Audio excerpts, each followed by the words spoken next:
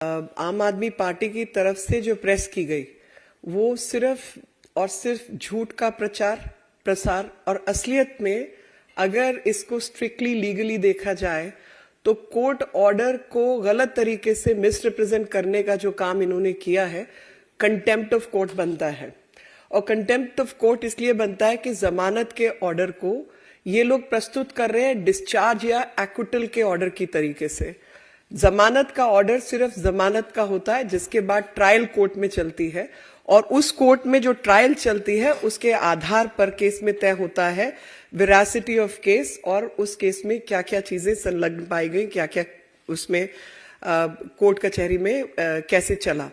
उस ऑर्डर को भी इन्होंने पार्ट पार्ट में प्रस्तुत किया। उस ऑर्डर की जो सोल है या जो ऑर्डर कहना चाह रहा है उसके 2 पैराग्राफ्स जो है वो मिसिंग है और इसको आधार बनाकर इन्होंने जनता को गुमराह करने का दोबारा से काम किया। ये प्रस्तुतिकरण करने का प्रयास किया गया कि पूरा का पूरा स्कैम जो है वो घोटाला ही नहीं है बल्कि पीएमएलए केस में जो 2 जिसको हम वकीलों की भाषा में कैरियर्स कहते हैं, जो सोने का सामान इधर उधर लेके जाते हैं ना, उनका मालिक कोई और होता है और वो केवल कैरियर्स की तरीके से अपने शरीर की कैविटीज के अंदर, संदूक के अंदर, बाकी चीजों में लेकर जाते हैं। ये कैरियर्स का केस था। ये 2 व्यक्तियों के ऊपर जो एलिगेशन है वो ये है कि 30 करोड़ इन्होंने ट्रांसफर किया दिल्ली से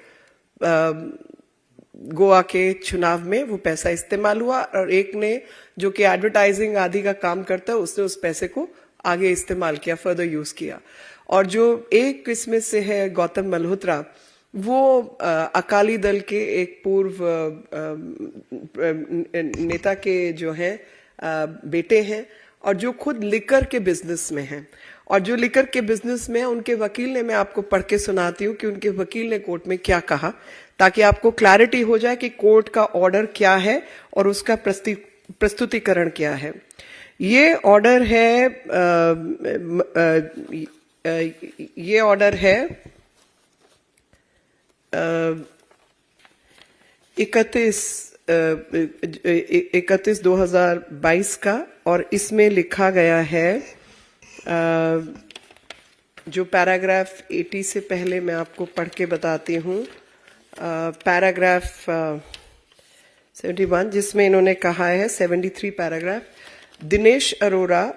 date under section 161 CRPC in the CBI case and being referred to by learned senior counsel for the applicant, go to show that the applicant and his family members were coerced and threatened to pay 6% commission out of their profits as bribe or kickback, or otherwise their manufacturing units in Punjab will be shut down by the ruling AAP in the said state, and hence, in the light of the above, learned senior counsel appears to be right in making a submission that even if the applicant agreed to pay or actually paid any such amounts as bribe or towards repayment of the kickback, it was not paid with requisite criminal intent or mens rea to commit an offence. What to say of a serious offence like offence of money laundering under PMLA? He has also referred to the above quoted observations made in para number 388 of the judgment. वो आगे कचहरी की जो normal cases हैं उनको इसने site किया है। यानी उसमें जो वकील ने जमानत लेते हुए कोर्ट में बयान दिया, आर्ग्यू किया, तो उसने ये कहा कि 6% कमीशन जो है वो इनसे उगराई के रूप में लिया गया था और इनको धमकी दी गई थी कि अगर आप ये उगराई का पैसा नहीं दोगे तो आम आदमी पार्टी की सरकार रहते आपका शराब का मैन्युफैक्चरिंग का जो बिजनेस चल रहा है वो हम पंजाब में तो चलने नहीं देंगे, वो बंद कर देंगे। उसको संज्ञान में लेते हुए कोर्ट के सामने आर्ग्यूमेंट हुआ कि किसी भी क्राइम को करने के लिए मेंस रिया यानी मानसिक अवस्था कि मैं अपराध करना चाहता हूं वो आवश्यक है। इस केस के अंदर जो मल्होत्राज हैं उनको बाजू मरोड़ के ये पैसा वसूला गया था, अगर मान भी लिया जाए कि ये पैसा इन्होंने दिया। और सेकेंडली जो भी ऑब्जर्वेशंस कोर्ट ने दी हैं वो ऑब्जर्वेशन एक पर्ची को लेकर दी हैं। जो ट्रांसफर का जो पैसा है, अब हम लोग को जो भी क्षेत्र में काम करते पता है कि हवाला का काम पर्चियों के ऊपर होता है। फोन इन्होंने डिस्ट्रॉय किए हैं, व्हाट्सएप कॉल्स इन्होंने डिस्ट्रॉय किए हैं, और जो पर्ची के ऊपर कच्ची पर्ची पे काम करता है वो पर्ची संभालने के लिए तो नहीं रखेगा, वो पर्ची डिस्ट्रॉय की है। लेकिन जब ट्रायल चलेगी, जब कोर्ट के अंदर बयान होंगे, क्रॉस एग्जामिनेशन होगा, उसके आधार पर यह तय होगा कि क्रिमिनलिटी या अपराध कितना है कितना नहीं। जमानत का जो ऑर्डर होता है वो एक्विटल का या डिस्चार्ज का ऑर्डर नहीं है। इसलिए मैं ये मांग करती हूं कि ऐसे लोगों के खिलाफ जो कोर्ट के ऑर्डर के साथ खिलवाड़ कर रहे हैं, लोगों की ओपिनियन बदलने के लिए झूठा इस्तेमाल कर रहे हैं, कंटेम्प्ट की प्रोसीडिंग्स चलनी चाहिए, क्योंकि आए दिन का इन्होंने, इस पार्टी ने एक झूठा तमाशा बना रखा है, कोर्ट प्रोसीडिंग्स का भी और जनता के मानस का भी। अगला पैराग्राफ जो मैं आपको पढ़ के इसी ऑर्डर का सुनाना चाहती हूं, जिसके ऊपर आम आदमी पार्टी ने प्रेस कॉन्फ्रेंस की, वो है पैराग्राफ 80। पैराग्राफ 80 कहता है इसी जजमेंट का, ऑर्डर का, not judgement but order, however it is made clear that the observations made in this order are only for the purpose of deciding the bail applications of the applicants, and nothing contained in this order shall tantamount to the expression of any opinion on merits of the case। यानी case तो तय ही नहीं हुआ जी, ये court का order कह रहा है, खुद जज अपने मुंह से जमानत देते हुए कह रहे हैं कि ये ऑर्डर केवल और केवल बेल के लिए है, इसे किसी भी अन्य विषय के ऊपर आप रिलाय भी नहीं कर सकते, ये कोर्ट का ऑर्डर कह रहा है। और इस ऑर्डर के चलते इन्होंने इस प्रकार की प्रेस कॉन्फ्रेंस की, जिसमें यह कहा कि पूरा केस झूठा है, कोई घपला घोटाला हुआ ही नहीं, और केवल मात्र जमानत 2 लोगों को मिल गई, जो कि उनका वकील कोर्ट में खड़े होकर आर्ग्यू कर रहा है कि मान भी लिया जाए कि 6% अगर हमने किकबैक दिया तो वो हमने किकबैक एक ऐसी अवस्था में दिया जहां पर हमारी बाजू मरोड़ के ये पैसे हमें धमकी देके वसूले गए थे। ये ऑर्डर का हिस्सा है, और इस ऑर्डर के चलते पार्ट रीडिंग बिना कॉन्टेक्चुअलाइज किए हुए प्रेस कॉन्फ्रेंस करना और ये कहना कि पीएमएलए का जो केस है वही नहीं है और कोई शराब घोटाला नाम की चीज नहीं है। अब शराब घोटाला के ऊपर मैं दोबारा आपके माध्यम से देश दुनिया को बताना चाहती हूं कि जब मनीष सिसोदिया की जमानत रिजेक्ट हुई, वो भी कुछ दिन पहले ही रिजेक्ट हुई थी, उसके अंदर कोर्ट की ऑब्जर्वेशन क्या है वो भी आप संज्ञान में लें, और आपको पता चलेगा कि किस प्रकार से इन्होंने पूरे मामले को ऑब्फ्यूस्केट करने का प्रयास किया है। पहला तो इसमें मैं आपको ये है जो एप्लीकेशन, जो बेल एप्लीकेशन रिजेक्ट हुई है वो 28 अप्रैल को हुई है। इसमें पैरा 37 है, और पैरा 37 पूरे तरीके से डिस्कस कर रहा है that it is also the case of prosecution that during this period the co-accused Vijay Nair was very active, and he was acting as per the instructions of this applicant and his other colleagues, and he was constantly in touch with different stakeholders in liquor business to help them in getting prepared a favorable excise policy. He had demanded a huge illegal gratification in advance. For the said purpose, it is stated that the certain WhatsApp chats and other records collected during the course of investigation have revealed that some persons who were part of the South liquor lobby had planned 2-3 visits to Delhi, and it goes on to describe कि विजय नायर ने business के लिए किस hotel में रुके, क्या क्या काम किया, और बिना गवर्नमेंट GOM की रिपोर्ट के बिना Vijay Nair had met them on 16th March 2021, and they had used the business center of the hotel for taking printout of some documents which allegedly consisted of 36 pages and is being claimed to be the draft of GOM report. Group of Ministers की report के जो 36 page हैं उसका printout लिया गया. It is also being alleged that the draft of GOM report dated 15th March 21 has been recovered from the computer of the applicant, in which there were provisions of 5% profit margin for wholesalers and eligibility criteria of turnover of rupees 100 crores only. तो 100 करोड़ की जो बार बार 100 करोड़ आ रहा है वो 100 करोड़ यहां से आ रहा है। जिस चीज के प्रिंट आउट इन्होंने लिए वो इनके कंप्यूटर से भी वो कागज निकले। ग्रुप ऑफ मिनिस्टर्स की रिपोर्ट इनके कंप्यूटर से निकली है, जिसमें 5% प्रॉफिट मार्जिन की बात की गई है, और इसमें जो रिकवरी है कंप्यूटर की वो भी कॉन्फ्रेंस हॉल में रखा गया था पूरी किकबैक 90 से 100 करोड़ जो है साउथ लिकर लॉबी से कैसे ली गई, ये पैराग्राफ 37-38 में बहुत अच्छे से डिस्क्राइब्ड है। और evidence collected so far also prima facie corroborates this allegation, ये भी कोर्ट की ऑब्जर्वेशन है। उसके बाद पैरा 62 है जिसमें कहा गया है कि further some evidence is also alleged to have surfaced during investigation to show that some of the above kickback or bribe amount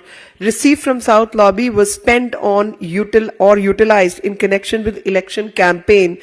of the Aam Aadmi Party in Goa, and some cash payments through Hawala channels were alleged to have been sent to Goa for bearing the said expenses, and even some fake invoices are alleged to have been created as a cover-up for the cash amounts transferred through Hawala channels. ये मनीष सिसोदिया के bail application rejection के समय पर court की observation है। It is stated that the above cash transfers were made as per instruction of the co-accused Vijay Nair, who was representative of the applicant in Aam Aadmi Party and also the media in charge of AAP, looking after the work related to said elections, and he also roped in a company named MS Chariot Productions Media Private Limited. Why am I quoting MS Chariot Production Private Limited? क्योंकि ये राजेश जोशी का नाम इसमें आता है और राजेश जोशी है जिसको बेल मिली है, लेकिन राजेश जोशी की कंपनी को हवाला का पैसा ट्रांसफर करने के लिए इस्तेमाल किया गया, और जो कोर्ट की ऑब्जर्वेशन है वो उन हवाला की पर्चियों को लेकर है। जाहिर तौर पे पर्चियां संभाली नहीं जाती, और जब ट्रायल चलेगी तो बयान में वो बातें कोरॉबरेट होंगी। जो व्यक्ति विटनेस है उसकी क्रॉस एग्जामिनेशन होगी, उस क्रॉस एग्जामिनेशन के आधार पर वेरासिटी ऑफ स्टेटमेंट को टेस्ट किया जाएगा। ये है so far as things regarding Mr. Joshi, Rajesh Joshi are concerned. Thus, in view of the background, this is para 63, serious nature of allegations made and role played by the applicant in above criminal conspiracy, his connection with the activities relating to generation or acquisition and use, etc. of the above proceeds of crime within the meaning of Section 3 of PMLA, and the oral and documentary evidence collected in support of the same, and as placed for perusal of the court, this court is of the considered opinion that even if the rigors and restrictions contained under Section 45 of the PMLA are viewed and construed reasonably, the prosecution has still been able to show a genuine and prima facie case for involvement of the applicant in commission of the alleged offence of money laundering. तो money laundering का case भी है और शराब का घोटाला भी है, क्योंकि पॉलिसी को लेकर भी कोर्ट की ऑब्जर्वेशन है कि पॉलिसी की जो पॉलिसी बनी है वो गलत बनी है, और उसमें मुफ्तखोरी और पैसा कमाने के लिए पॉलिसी को इस तरीके से करप्ट तरीके से बनाया गया ताकि ये एक बहुत सीरियस इकोनॉमिक ऑफेंस है, और उस इकोनॉमिक ऑफेंस के चलते देश की जनता को, समाज को बहुत नुकसान हुआ है। और जो एविडेंस कलेक्ट की गई है इन्वेस्टिगेशन के दौरान वो काफी वॉल्यूमिनस है। The evidence is voluminous. That is the statement made in while rejecting Manish Sisodia's bail application, and thus commission of offense is found there. Involvement of the accused is also found, and thus application is rejected. और इस order में भी क्या लिखा है, जैसे मैंने para 80 पढ़ा था आपके संज्ञान के लिए, कि ये जो ऑर्डर है ये केवल और केवल जमानत के विषय पर है, इसका संज्ञान किसी और पक्ष से नहीं लिया जाता। ये डिस्चार्ज ऑर्डर नहीं है, ये एक्विटल का ऑर्डर नहीं है, क्योंकि एक्विट कोई व्यक्ति होता है जब पूरी गवाहियां हो जाती हैं और उसके बाद कोर्ट जो है छोड़ता है, वो एक्विटल होता है। डिस्चार्ज होता है at the time of filing of chargesheet, charges के ऊपर केस में बहस होती है, और कुछ व्यक्ति के खिलाफ अगर कुछ चीजें नहीं पाई जाती तो उसको उस स्टेज पर डिस्चार्ज किया जाता है। ये वो भी ऑर्डर नहीं है, ये बहुत इनिशियल स्टेज का जमानत का ऑर्डर है। और जमानत किस कंडीशन पे दी गई है, जहां पर वकील ने कोर्ट में खड़े होकर बहस की है कि हम भी विक्टिम हैं, क्योंकि आम आदमी पार्टी के लोगों ने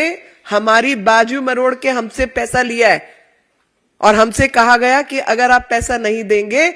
तो हम आपका धंधा पानी पंजाब में बंद कर देंगे। इसकी वजह से हमको इनको पैसा देना पड़ा। ये कोर्ट का आर्ग्यूमेंट है कि even if this is assumed then we were only acting because there were coercion and pressure on us. That is so far as Mr. Malhotra's bail application is considered. In this para 65, जो मनीष सिसोदिया की bell reject करने के बाद court ने जो order किया है वो भी मैं आपको पढ़ के सुनाना चाहती हूँ. However, nothing contained in this order shall tantamount to expression of opinion on merits of the case. E-copy of this order be sent दस्ती etc. यानी दोनों कोर्ट्स, क्या कॉमनैलिटी है, दोनों कोर्ट्स ऑर्डर पास कर रहे हैं केवल जमानत के ऊपर.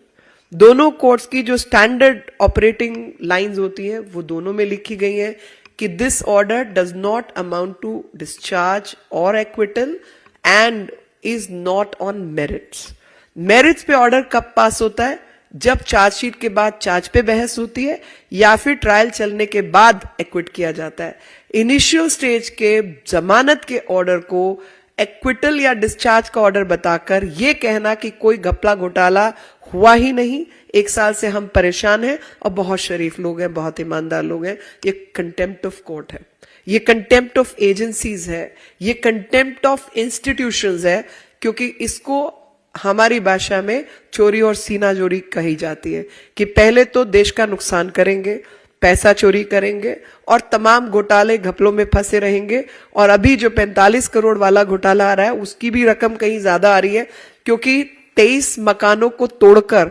मुख्यमंत्री का निवास बनाने का प्रयास किया गया, नई कुछ दुकानें मकानें खरीदी गई. ये तो पूरी सरकार घोटालेबाजों की सरकार है और इसी वजह से इन सब चीजों को आपके माध्यम से हम देश दुनिया तक पहुंचाना चाहते हैं कि किस प्रकार से आम आदमी पार्टी के प्रवक्ताओं ने देश को, जनता को गुमराह करने का काम किया. I will try to condense whatever statements